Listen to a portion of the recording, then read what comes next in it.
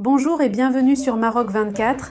Pour ne rien manquer de nos prochaines vidéos, faites en sorte de vous abonner et d'activer la fonction de notification. Aujourd'hui, le mardi 5 décembre 2023, on va révéler une info intrigante. Le président Emmanuel Macron, visant une envergure internationale, militerait activement pour que le Maroc et non l'Espagne accueillent la finale de la Coupe du Monde 2030. Selon le média espagnol El Debate, Macron exercerait une influence notable sur Gianni Infantino, président de la FIFA, pour concrétiser cette ambition. Restez avec nous pour plus de détails dans cette revue de presse tirée du magazine Tel Quel.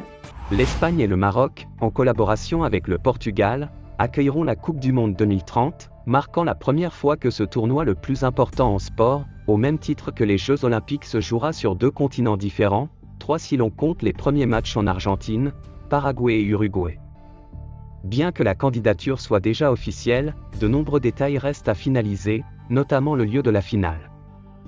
Naturellement, l'Espagne souhaite accueillir la finale dans son pays, au nouveau stade Santiago Bernabéu.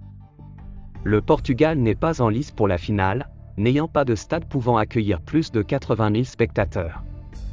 Cependant, le Maroc se positionne comme un concurrent sérieux, proposant un stade moderne à Casablanca.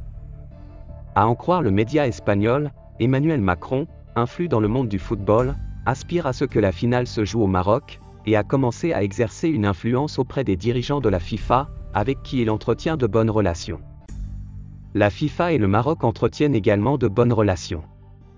Macron utilise des arguments footballistiques pour soutenir sa position, rappelant que l'Espagne a déjà accueilli une finale de Coupe du Monde en 1982, tandis que le Maroc n'a jamais eu cette opportunité, malgré plusieurs candidatures pour l'organisation du mondial.